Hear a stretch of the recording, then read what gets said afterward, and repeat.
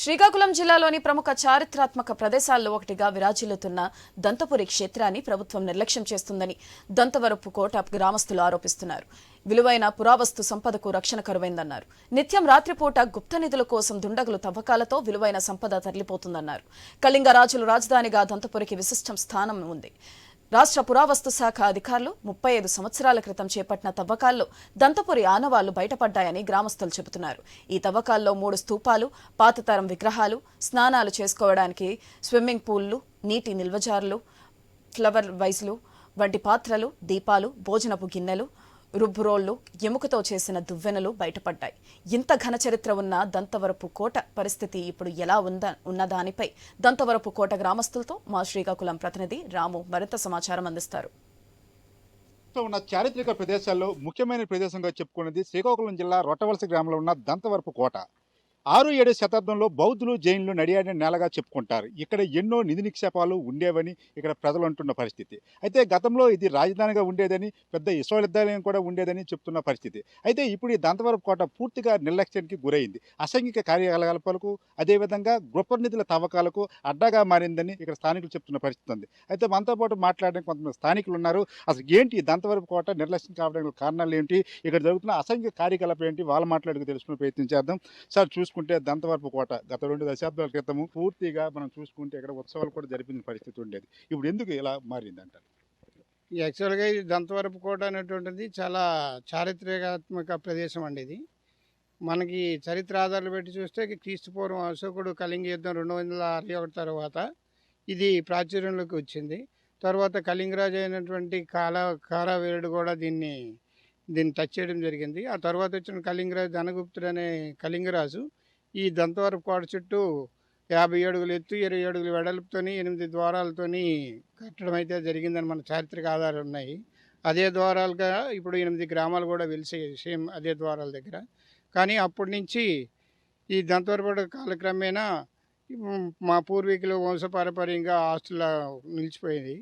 అప్పుడు మేము పూర్వీకులు వ్యవసాయం చేసేటప్పుడు మా చిన్నతనం నుంచి కూడా ఇక్కడ జనుము, వేరుశనగ, మెట్టపైర్లు పండించేటప్పుడు దుక్కులు దున్నా, గుప్పులు తవ్వేటప్పుడు కూడా బంగారం, అది చిన్న చిన్న వస్తువులు, అలాగే టెర్రకోట వస్తువులు చాలా వరకు దొరికేవి. ఇక్కడ చాలా పవిత్రమైన స్థలంగా భావించడం జరిగింది. అక్కడ మన ఎండ్లమల్లేసు ఈశ్వర శివాలయం కూడా వెలిసింది. అక్కడ అనమాట అమ్మవారి గుడి కూడా ఈ తవ్వకాల ద్వారానే మాకు బయలుపడ్డాయి. కానీ కాలక్రమేణా ఏంటంటే ఈ ప్రకారం ఉన్నటువంటి ఇంత పవిత్రమైన గోడని అన్యాక్రాంతం అయిపోయింది. 2003లో తమ్మినేని సీతారాం గారు టూరిజం మంత్రిగా ఉండేటప్పుడు దీన్ని డెవలప్మెంట్ చేయాలని ఉద్దేశంతో ఇక్కడ బౌద్ధ స్తూపాన్ని ఏర్పాటు చేసి ఇది కుడియం కట్టడం జరిగింది. కానీ అది అంతవరకే పరిమితం అయిపోయిందండి. తర్వాత ఎటువంటి అభివృద్ధికి కూడా నోచుకోలేదు. అంటే మనం చూసుకుంటే రాత్రుల పూట కూడా ఇక్కడ గుప్త నిధుల కోసం తవ్వకాలు జరుపుతున్నారనేసి ఒక వాదన అవుతుంది. ఎంతవరకు వాస్తవం? అది వాస్తవమేనండి. అక్కడ కుట్రాయి అని ఒకటి ఉంది. ఆ రాయికి ఒక పెద్ద బండరాయ, దాని మీద తెల్ల కుట్టు ఉంది. దాంట్లో ఏదో గుప్త నిధులు ఉన్నాయని రాత్రుల మీద కొంతమంది వచ్చి దాన్ని పేల్చడం, ట్రై చేయడం కూడా జరిగిందంటారు. అది జరిగిన సమయంలో వాళ్ళకి ఏదో అవాంఛనీయ సంఘటనలు జరిగి ఉండి తిరిగి వెళ్ళిపోయారనే ప్రతీక ఇక్కడ దగ్గరలోనే ఉందండి. కుట్రాయి అనేటువంటిది, దాంట్లో గుప్త నిధులు ఉన్నాయి. తర్వాత ఇక్కడ కూడా గుప్త నిధులు ఉన్నాయని ఒక ప్రతీతి. అంటే మనం చూసుకుంటే పూర్తిగా అసాంఘిక కార్యకలాపం అడ్డగా మారింది. చూసుకుంటే ఇక్కడ మందు బాటళ్ళు, సీసాలు కూడా కనిపిస్తున్న పరిస్థితి. అసలుకి దీన్ని ఏ విధంగా పర్యాటకంగా ఏ విధంగా అభివృద్ధి చేయాలంటారు? ప్రభుత్వాలు ఏ విధంగా చొరవ తీసుకోవాలంటారు? ప్రభుత్వం కంపల్సరీగా చొరవ తీసుకుంటే ఈ అసాంఘిక కార్యక్రమాలు అరికట్టవచ్చండి. కానీ నిర్లక్ష్య ద్వారంతో ఉన్నాయి. దగ్గర ఉన్నటువంటి సాలిహొండం కూడా సేమ్ పరిస్థితేనండి. కానీ అది డెవలప్మెంట్ అయింది. అక్కడ ఉన్న రాజకీయ నాయకులు చలవా లేకపోతే ఇంకేంటో మాకు తెలియదు. కానీ సేమ్ ఇదే బౌద్ధ స్తూపాలు, ఇదే బౌద్ధ ఆరామాలు, కానీ అక్కడ డెవలప్మెంట్ అయింది పుణ్యక్షేత్రంగా. ఇది ఈ విధంగా ఉండిపోయిందండి. అధికారులను, ప్రజాప్రతినిధులు కొద్దిగా చొరవ చూపి ఇది టూరిజం ప్లేస్గా డెవలప్మెంట్ చేస్తే ఇంకా బాగుంటుందండి. అప్పుడు మాత్రం ఎటువంటి అసాంఘిక కార్యక్రమాలు జరగవు. గవర్నమెంట్ దృష్టి సారించి దీన్ని అరికట్టి కొద్దిగా డెవలప్మెంట్ చేస్తే మంచి టూరిజం ప్లేస్ అయ్యే అవకాశం అయితే ఉందండి. అంటే మనం చూసుకుంటే ఇక్కడ ఉన్న ఈ దంతవరపు కూడా సంబంధించిన భూములు కూడా రియల్ ఎస్టేట్ దందాలో భాగంగా అయిపోయావని, ఇక్కడ రియల్ ఎస్టేట్ వ్యాపారులు ఆక్రమించుకున్నారని కూడా ఒక వాదన వినిపిస్తుంది. అది ఎంతవరకు వాస్తవం? అది వాస్తవేనండి. మా చిన్నప్పుడు ఇదంతా రైతులు పండించుకునే వాళ్ళు. ఇక్కడ ఏదో ఫ్యాక్టరీ కడతామని కొంతమంది చౌకబారుగా అప్పుడు తీసుకోవడం జరిగింది. ఈ ఫ్యాక్టరీ కడతామని ఈ భూములు ఇచ్చిన వాళ్ళకి ఉద్యోగాలు ఇస్తామని ఆశ చూపించి ఆ రోజుల్లో ఎకరా 10,000 ఇంత తక్కువలో తీసుకోవడం జరిగింది. ఏ ఫ్యాక్టరీలు కట్టలేదు. ఒకరి నుంచి ఒకరికి చేతులు మారి అయి తప్ప ఇటువంటి డెవలప్మెంట్ అయితే చేయలేదండి. ఇదంతా రియల్ ఎస్టేటే నడుస్తుంది. అంటే ఇప్పుడున్న ప్రభుత్వం, ఇప్పుడు కూటమి ప్రభుత్వం ఉంది. కూటమి ప్రభుత్వం అయినా దీనిపై ఎటువంటి చర్యలు తీసుకుంటే ఈ దంతవరపు కోట అభివృద్ధి చెందుతుంది అనుకుంటున్నారు? కూటమి ప్రభుత్వం అనే కాదు, ఏ ప్రభుత్వమైనా గవర్నమెంట్లు మాత్రం చర్యలు తీసుకోవాలండి. ఈ టూరిజం ప్లేస్కి ఎక్కువ ప్రాధాన్యత ఇచ్చి, ఎందుకంటే ఇది చాలా హిస్టారికల్ ప్లేస్. దశాబ్దాల కింద ప్లేస్ కాబట్టి చాలా హిస్టారికల్ ప్లేస్. ఇప్పటికిప్పుడు మనం ఏదో పుట్టింది కాదు కాబట్టి ఎప్పుడో నుంచో మనకి దశాబ్దాల తరపు క్రీస్తు పూర్వం 260 సంవత్సరాల నుంచి దీనికి చారిత్ర ప్రాచుర్యం ఉంది. కాబట్టి ఇప్పుడున్న గవర్నమెంట్ అయినా కొద్దిగా చొరవ తీసుకొని డెవలప్మెంట్ చేస్తే ఈ ప్రాంతం అంతా అభివృద్ధి చెందుతుందండి. ఇప్పుడు పురావస్తు శాఖకు సంబంధించి మనం చూసుకుంటే ఇక్కడ ఈ మధ్య కాలంలో ఏ విగ్రహాలు దొరికాయి? ఈ మధ్య ఏం లేవు. దొరకలేదు. ఇప్పుడు అక్కడ బయట కూడా తీసుకుని విగ్రహం కూడా పెట్టారు. అది ఎప్పుడు ఎన్ని సంవత్సరాల క్రితం అని చెప్పారు? ఏంటి? అది ఇక్కడ పెద్దపాలెం బౌండరీ దగ్గర ఉంటే తెచ్చి ఇక్కడ పెట్టాం. అప్పుడు ఉత్సవాలు అయ్యాయి కదా బుద్ధ పౌర్ణమికి, ఓకే. అప్పుడు తెచ్చి పెట్టాం. అంటే ఇప్పుడు డిపార్ట్మెంట్ సంబంధించి, స్టేట్ ఆర్కియాలజీ సంబంధించి కానీ ఇంకెవరైనా ఇతర దేశాల నుంచి కానీ ఇక్కడికి వస్తున్న పరిస్థితి ఏమైనా ఉందా? ఈ మధ్యకాలంలో ఎప్పుడైనా వచ్చారా? ఎవరు రాలేదు. మీరేం చేస్తున్నారు ఇక్కడ? నేను వాచ్మెన్. వాచ్మెన్. ఓకే. ఇక్కడ ఎండోమెంట్ సంబంధించి కూడా ఒక వాచ్మెన్ కూడా పెట్టడం జరిగింది. అయితే ఇక్కడ సంబంధించి ఏదైతే గుప్త నిధులకు సంబంధించి తవ్వకాలు కూడా జరపకుండా నిత్యం ఇక్కడ ఒక గార్డును కూడా పెట్టడం జరిగింది. అయితే అభివృద్ధికి మాత్రం దూరంగా ఉందనుకోవచ్చు. అయితే ఎంతో సంస్కృతి సాంప్రదాయాలకు సంబంధించి నిలయంగా ఉన్న ఈ దంతవరపు కోట అనేది పూర్తిగా నిర్లక్ష్యంగా తయారైందని మాత్రం ఎటువంటి అతిశక్తి లేదు. ఏదైనప్పుడు కూడా ఏదైతే ఇక్కడ జరుగుతున్న గుప్త నిధులు కానీ లేకపోతే ఈ రియల్ ఎస్టేట్ దందాదారుల నుంచి కానీ ఈ దంతవరపు కోటని కాపాడాలి. ఈ దంతవరపు కోటను కాపాడి చరిత్ర అనేది ఇంకా 10 కాలాల పాటు సజీవంగా ఉండాలంటే ప్రభుత్వం కూడా చొరవ తీసుకుని చెప్తున్న పరిస్థితి ఉంది. అయితే ప్రస్తుతం అయితే ఇది స్టేట్ ఆర్కియాలజీ డిపార్ట్మెంట్ అండర్లో ఉంది. అయితే సెంట్రల్కి హ్యాండ్ ఓవర్ చేసుకుంటే ఇంకా కొంచెం అభివృద్ధి చెందుతున్న అభిప్రాయం కూడా కనిపిస్తుంది. ఇంకొంతమంది మనతో పాటు ఉన్నారు. అసలు ఏంటి ఇక్కడ మీ చిన్నప్పటి నుంచి కూడా ఈ దంతవరపు కోటకు సంబంధించి ఏ వార్తలు వచ్చేవి ఏంటి అసలు? మాకు అప్పుడు పాత పూర్వీకులు చెప్పేవారు, ఇది కోటలో అప్పుడు రాజులు పరిపాలించేది. తర్వాత చాలా అక్కడ ముందుకెళ్తే ఒక బండరాయి, తర్వాత ముందుకెళ్తే ఎండల మల్లేశ్వర స్వామి, ఎలాగెళ్తే సామలమ్మ గుడి, నెక్స్ట్ ఇక్కడ ఆర్టికల్ వాళ్ళు తవ్వారు. అక్కడ స్తూపాలు ఒక 4-5 సంథింగ్ దొరికాయి. తర్వాత వచ్చేసి అప్పుడు పూర్వీకులు ప్రతిదీ ఇక్కడ రాజులది కాబట్టి విగ్రహాలని అవే ఇవి చాలా ఎక్కువ ఉండేవి. తర్వాత బంగారాల వస్తువులు చాలామందికి చాలా చిన్న చిన్నవి దున్నేటప్పుడు ఇచ్చేసేటప్పుడు దొరికేవి. అవన్నీ మరి ఇప్పుడు ఎవరు పట్టించుకోవట్లేదు. అలా ఈ విధంగా ఇది ఇప్పుడు ఏమైనా తవ్వకాలు కూడా చేస్తున్న పరిస్థితి ఏమైనా ఉంది? ప్రస్తుతానికి తవ్వకాలంటే ఇప్పుడు అంతా రియల్ ఎస్టేట్ అయిపోయింది కాబట్టి ఇంకా తవ్వకాలు ఏం లేదు. ప్రస్తుతానికి ఈ గవర్నమెంట్ ఏమైనా చొరవ తీసుకొని ఇప్పుడు ఏమైనా టూరిజంగా మారిస్తే బాగుంటుంది. అది ఏదైతే దంతవరపు కోట సంబంధించి మనం చూసుకుంటే 6-7 శతాబ్దాలకు సంబంధించి ఇక్కడ విశ్వవిద్యాలయం ఉండేవి, రాజధానిగా ఉండేది అని చెప్తున్నారు. అయితే కొన్ని దశాబ్దాల కిందట మాత్రం ఇక్కడ తవ్వకాలు జరిగేవని చెప్తున్నారు. తవ్వకాల్లో భాగంగా విలువైన బంగారపు వస్తువులు కూడా దొరికేవని చెప్తున్నారు. అయితే ఇప్పటికీ కూడా ఇక్కడ తవ్వకాలు అనేవి రాత్రిపూటలో జరుగుతున్నామని స్థానికులు చెప్తున్న పరిస్థితి ఉంది. ఏదైనప్పటికి కూడా ఏదైతే ఈ దంతవరపు కోటకు సంబంధించి చుట్టూ ఉన్న ప్రహరీ గోడకు సంబంధించి కూడా మనం చూసుకుంటే 50 అడుగులు ఎత్తుతో ఉండే గోడ ఉండేదని, అది కూడా పూర్తిగా నిర్వీర్యం అయిపోయిందని చెప్తున్న పరిస్థితి ఉంది. దంతవరపు కోటలో కీలకమైన ప్లేస్ మనం చెప్పుకోవచ్చు. దీన్ని కుట్టురాయి అంటారు. ఇప్పుడు ఇక్కడ చూసుకుంటే విజువల్స్ లో క్లియర్ గా కనిపిస్తుంది. ఇది ఒక పెద్ద బండరాయి, కొండ అనుకోవచ్చు. ఈ కొండరాయిలో ఇగో తెల్లగా లేయర్ లాగా ఉంది, చూశారు కదా, ఇదే కుట్టు అంటారు. ఈ కుట్టురాయి అనేది పూర్వం ఎవరైతే ఇక్కడ బౌద్ధులు జైన్లు తిరిగే వాళ్ళు ఇది కుట్టు వేసి ఇందు లోపల నిధి నిక్షేపాలు దాచారని చెప్తుంటారు. అయితే దీన్ని బద్దలు కొట్టడానికి ఎంతోమంది ప్రయత్నం చేశారు. ప్రయత్నం చేసే క్రమంలో ముత్యవాత కూడా పడ్డారని చెప్తున్నారు. ఇక్కడ మనతో పాటు ఒక పెద్ద ఆయన ఉన్నారు. పెద్ద ఆయన మనం చూసుకుంటే ఈ రాయి పూర్తిగా కుట్టేసినట్టు ఉంది. అసలు ఏంటి అసలు ఈ కుట్టు వెనక రహస్యం ఏమిటి? రాజ్యం అంటే మాకేడు తెలియదు. ఎంతమంది బొరుగులు అప్పుడు గొప్ప కూర్చోళ్ళమా, ఆ బొరుగులతో ఎలాగెలాగ చిన్నప్పుడు పొడిచోళ్ళం.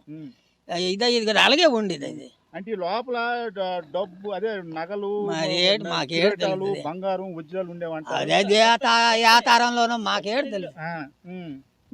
అంటే అంటే ఏంటి అసలు దీని మీద ఉన్న కథ ఏంటి ఇక్కడ మీరు పూర్వం నుంచి కాదా అంటే కుట్రాయి అనువలు కుట్రాయి. ఆ కుట్రాయి అంటే కుట్రాయి మేము అనుకుంటోళ్ళం అంతే. ఉమ్. ఆ. ఉమ్. మరి దీన్ని బదులు కొట్టడానికి అప్పట్లో ట్రై చేసి ఏవో లేదు మరి ఆయన ఏదో రాత్రి మీద వచ్చినారు చూసినారు అది ఇది అయిన వాళ్ళు కానీ మరి ఏది కొట్టలేదు. ఉం. అంటే ఇప్పుడు ఈ దంతవరపు కోటలోను కూడా ఈ గొప్పులు తవ్వేటప్పుడు ఈ పొలపులను చేసేటప్పుడు బంగారాలు కిరీటాలు దొరికేమంటారు ఈ వాస్తవం? రేటాలు ఏట్లేవు కానీ బంగారాలు చిన్న చిన్న ఎవరికి వద్ద చిన్న వాళ్ళకి ఆహా. దొరికి నుయ్యిలు ఆ. ఈ వ్యవసాయాలు పెట్టడానికి మిరప చేని ఉమ్. ఈ సోడి చేని వంగ చేని ఉమ్. ఇలాంటి పెట్టడానికి నుయ్యిలు తయ్యేవాళ్ళు. ఉమ్. నూతులు తప్పినప్పుడు ఆ నూతులోన ఎంత స్పీడతోని ఉమ్.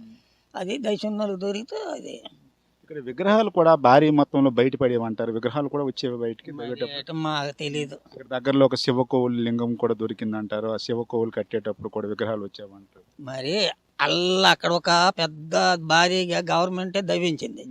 ఇటు ఒక పెద్ద గొయ్యి పెట్టి ఇటు ఒక దవ్వించినారు. మరి ఏడు దొరికినావు ఏటు లేదో మాకు తెలీదు. తెలియదు.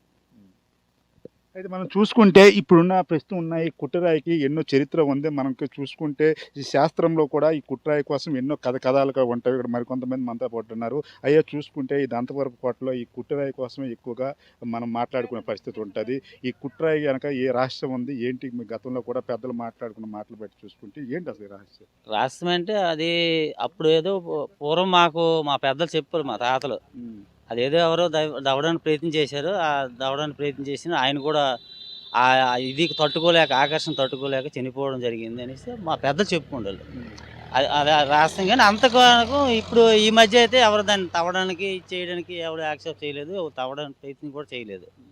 మరి ఆ బెదిరంతా అలా ఉండిపోయింది. అక్కడ నేను మరి అది చేయలేదు. అంటే ఇక్కడ రియల్ ఎస్టేట్ లేఅవుట్లు కూడా ఎక్కువగా ఉన్నవి. ఇక్కడ ఇల్లు కట్టుకుంటే కూడా వాళ్ళ కుటుంబానికి జరగదనేసి ఒక ఇది వాదన కూడా ఉంది. ఎంతవరకు వాస్తవం అది? అది అనుకుంటారు, అది కూడా స్ప్రెడ్ అయిపోయింది బాగా. నన్ను ప్రైవేట్ ఇప్పుడు ఇంచుమించు ఒక 7-8 అమ్మకాలు అయిపోయినాయి. ఫస్ట్ మడపం వాళ్ళు కొన్నారు, కొన్ని తర్వాత ఆ తక్కువలో రైతుల దగ్గర తీసుకున్నారు. ఆ రైతులు 15,000 ఎకరా 15,000 ఇచ్చి తీసుకోవడం జరిగింది. ఆ తర్వాత ఒకరి తర్వాత ఒకరు రియల్ ఎస్టేట్లు మించి 15 మంది మారిపోవడం జరిగింది. ఈ ఉల్కాపన అయితే జరగడం ఉన్నది. అది కొనుక్కుంటే అది ఇల్లు కడితే ఏమైపోతుందని భయభ్రాంతుల్లో ప్రజలు ఉన్నారు.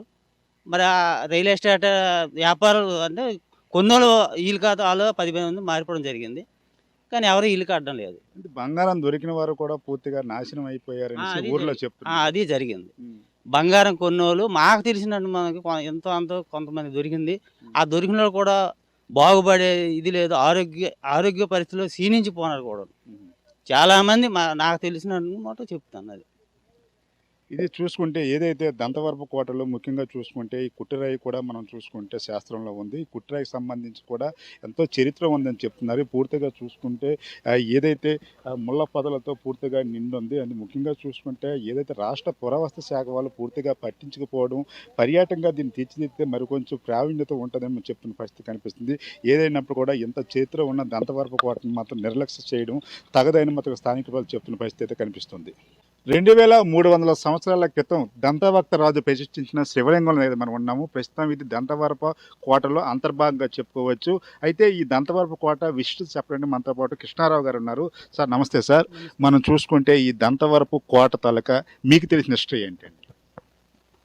2300 సంవత్సరాల క్రితం దంతభక్త అనే రాజుగారు ఈ శివలింగాన్ని ప్రతిష్ఠించారండి.